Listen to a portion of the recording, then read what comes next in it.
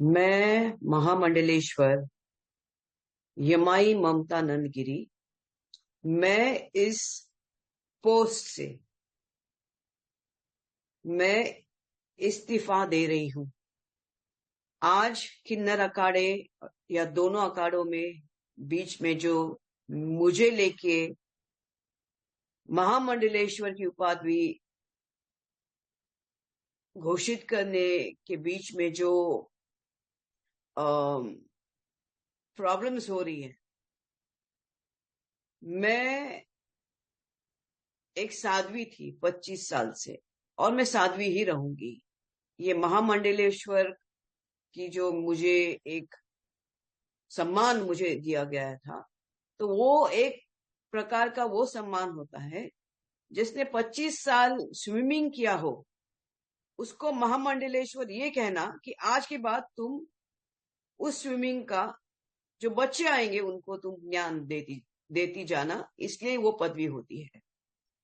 लेकिन ये कुछ लोगों के लिए आपत्तिजनक हो गया कि जिसने 25 साल तप किया, बॉलीवुड तो 25 साल मैंने छोड़ा, मैं अपने आप गायब रही, वरना मेकअप से बॉलीवुड से इतना दूर कौन रहता है।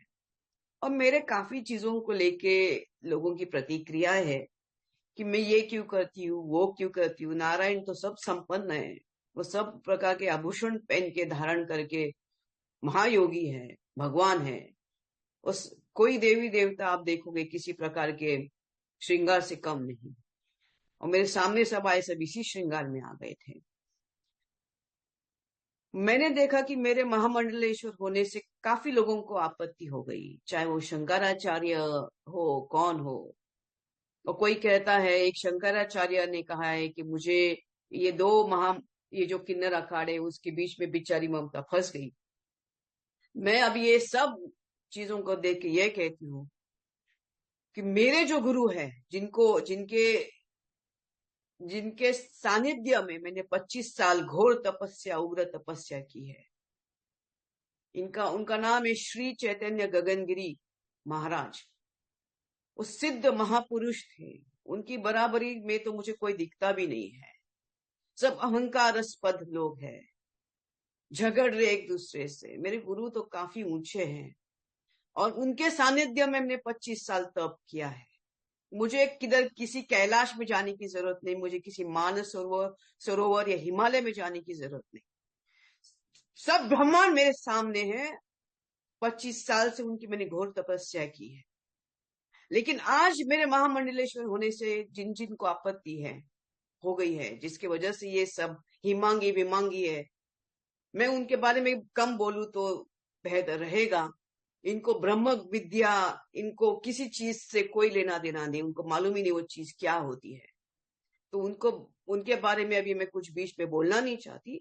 बस इतना कहना चाहती हूँ कि मुझे मेरे जो आचार्य, डॉक्टर आचार्य लक्ष्मी नारायण त्रिपाठी जी हैं, मैं उनका बहुत सम्मान करती हूँ।